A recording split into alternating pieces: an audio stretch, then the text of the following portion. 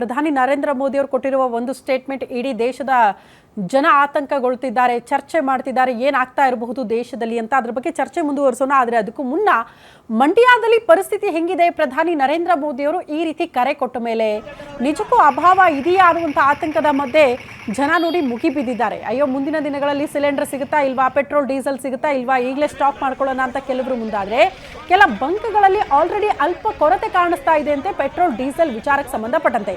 ಮಂಡ್ಯದಲ್ಲಿ ಕಂಡು ಬಂದಿರುವಂತಹ ದೃಶ್ಯ ಇದು. ಜನ ಮುಗಿಬಿದ್ದು ಹೋಗ್ತಿದ್ದಾರೆ, ಪೆಟ್ರೋಲ್ ಡೀಸೆಲ್ ಸಿಗ್ತಾ ಇಲ್ಲ ಅಂತ. ಆ ಸಂದರ್ಭಕ್ಕೆ ಅಲ್ಲಿ ಕೆಲವೊಂದಷ್ಟು ಕಡೆ ಸ್ಟಾಕ್ ಇಲ್ಲ ಅನ್ನುವಂತಹ ವಿಚಾರಗಳು ಬೆಳಕಿಗೆ ಬರ್ತಾ ಇದೆ. ಮತ್ತೆ ಕೆಲವೊಂದಷ್ಟು ಕಡೆ ಸಿಲಿಂಡರ್ ಸಿಗ್ತಾ ಇಲ್ಲ ಅನ್ನುವಂತಹ ಪರದಾಟ ಜನರಿಂದ ಮುಂದುವರಿತಾ ಇದೆ. ಇದು ಮಂಡ್ಯದ ಸದ್ಯದ ಪರಿಸ್ಥಿತಿ ನೋಡೋದಕ್ಕೆ ಸಿಗ್ತಾ ಇರೋದು.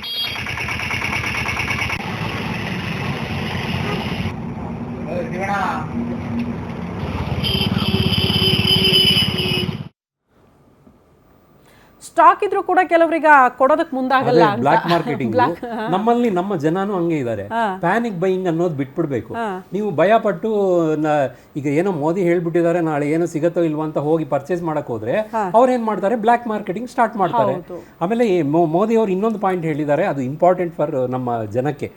ಏನಾಗಿದೆ, ಕೆಮಿಕಲ್ ಫರ್ಟಿಲೈಸರ್ ಯೂಸ್ ಮಾಡಬೇಡಿ, ಆರ್ಗ್ಯಾನಿಕ್ ಫರ್ಟಿಲೈಸರ್ಸ್ ಯೂಸ್ ಮಾಡಿ ಅಂತ. ನೀವು ಅದು ಎಷ್ಟು ಒಳ್ಳೇದು ಅಂದರೆ, ಕೆಮಿಕಲ್ ಫರ್ಟಿಲೈಸರ್ಸ್ ಅಷ್ಟೇ ಮ್ಯಾಕ್ಸಿಮಮ್ ನಾವು ಇಂಪೋರ್ಟೇ ಮಾಡ್ಕೊಳ್ಳೋದು, ಅದಕ್ಕೂ ಡಾಲರ್ ರೂಪದಲ್ಲೇ ಕೊಡಬೇಕು.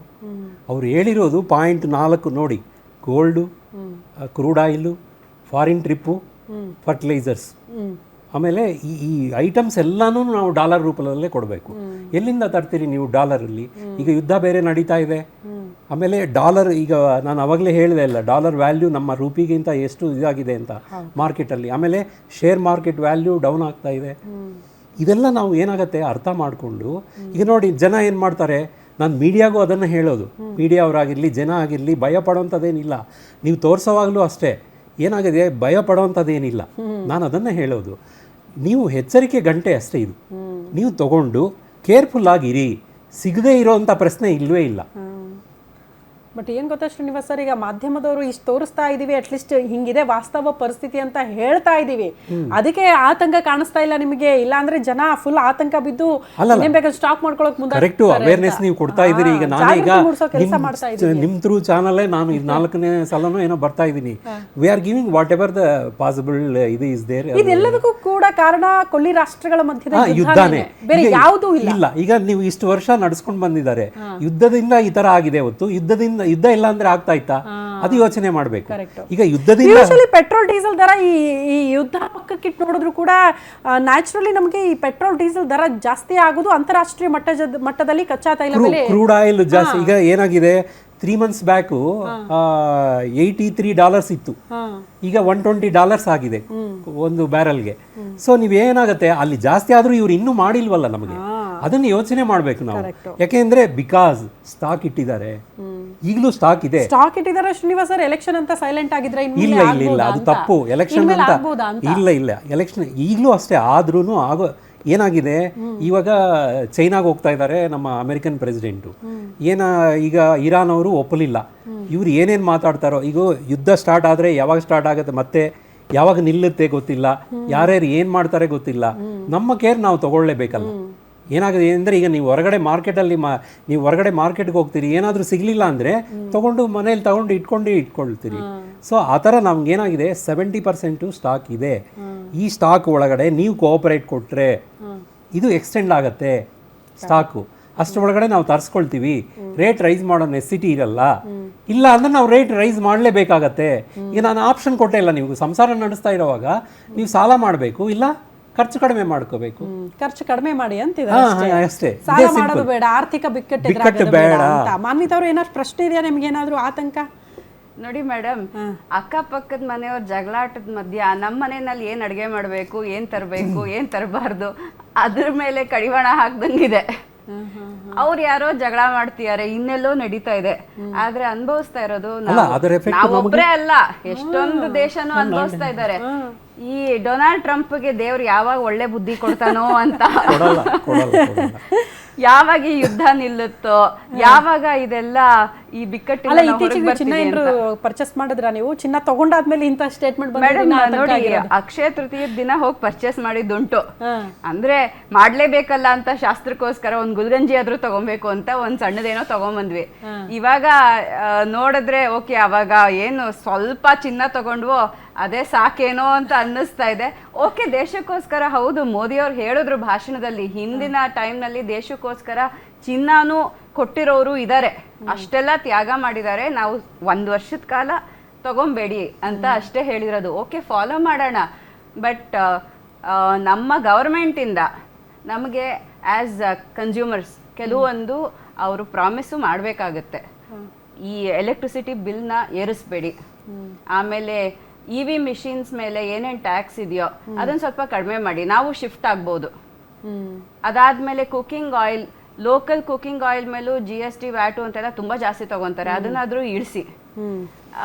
ಆಮೇಲೆ ಸೋಲಾರ್ ಪ್ಯಾನಲ್ಸ್ ಮೇಡಮ್ ಎಷ್ಟು ಕಾಸ್ಟ್ಲಿ ಇದೆ, ಸೋಲಾರ್ ಪ್ಯಾನಲ್ ಇನ್ಸ್ಟಾಲೇಷನ್ ಎಷ್ಟು ಕಾಸ್ಟ್ಲಿ, ಅದಕ್ಕೂ ಏನಾದ್ರೂ ಒಂದು ವ್ಯವಸ್ಥೆ ಮಾಡಿಕೊಡಿ.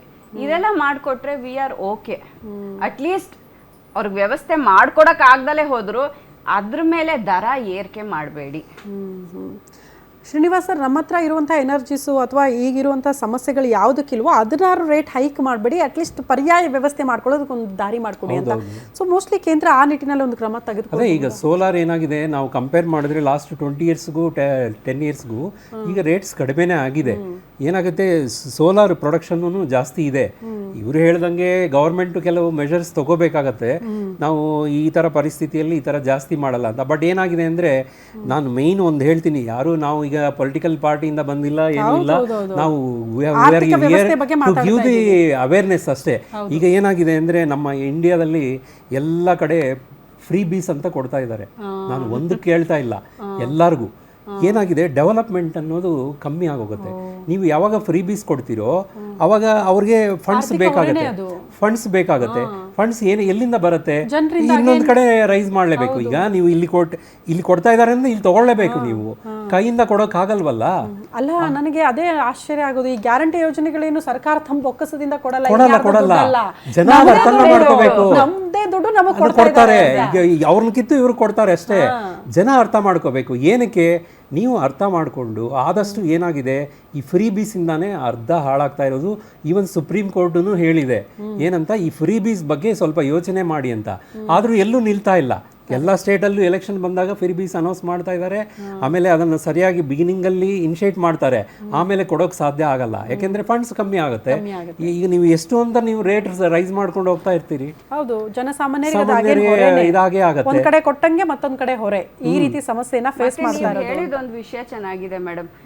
ಎಷ್ಟೊಂದ್ ಜನ ಓಲಾ, ಊಬರ್ ಮತ್ತೊಂದು ಆಟೋ ಚಾಲಕರು ಅವ್ರು ಅದ್ರ ಮೇಲೆ ಡಿಪೆಂಡ್ ಆಗಿರ್ತಾರೆ. ಅವ್ರಿಗೆ ಎಂಪ್ಲಾಯ್ಮೆಂಟ್ ಒದಗಿಸ್ಕೊಡಿ. ಅವ್ರಿಗಲ್ಲಿ ಎಂಪ್ಲಾಯ್ಮೆಂಟ್ ಆಗೋದಿಲ್ಲ, ಓಡಿಸೋದಕ್ಕೆ ಆಗೋದಿಲ್ಲ.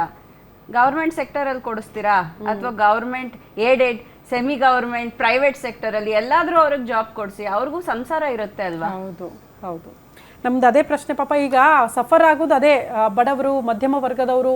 ಪಾಪ ಈ ರೀತಿ ಸಾರ್ವಜನಿಕ ಸೇವೆಗಳನ್ನು ಇಟ್ಕೊಂಡಿರ್ತಾರಲ್ಲ, ಸಂಚಾರಿ ಸೇವೆಗಳು, ಈ ಓಲಾ, ಉಬರ್ ಓಡಿಸೋರು, ಆಟೋ ಚಾಲಕರು ಆಲ್ರೆಡಿ ಪರದಾಡ್ತಿದ್ದಾರೆ. ಜೀವನ ನಿರ್ವಹಣೆ ಮಾಡೋದು ಬಹಳ ಕಷ್ಟ ಆಗ್ತಾ ಇದೆ ಅಂತ ಹೇಳ್ತಿದ್ದಾರೆ. ಅವರಿಗೆಲ್ಲ ಯಾವ ರೀತಿ ವ್ಯವಸ್ಥೆ ಆಗಬಹುದು, ಇದು ಕೂಡ ಆತಂಕ. ಯಾಕಂದರೆ ಕೋವಿಡ್ನಿಂದ ಈಗ ಸ್ವಲ್ಪ ಮಟ್ಟಿಗೆ ಸುಧಾರಿಸ್ಕೊಂಡಿದ್ದಾರೆ, ಬಟ್ ಮತ್ತೆ ಆತಂಕದ ವಾತಾವರಣ ಅಂತ ಅಂದರೆ ಹೆಂಗೆ? ಈ ಪ್ರಶ್ನೆ ಇದೆ. ಇದ್ರ ಬಗ್ಗೆ ಚರ್ಚೆ ಮುಂದುವರಿಯುತ್ತೆ ಚಿಕ್ಕದೊಂದು ವಿರಾಮದ ಬಳಿಕ.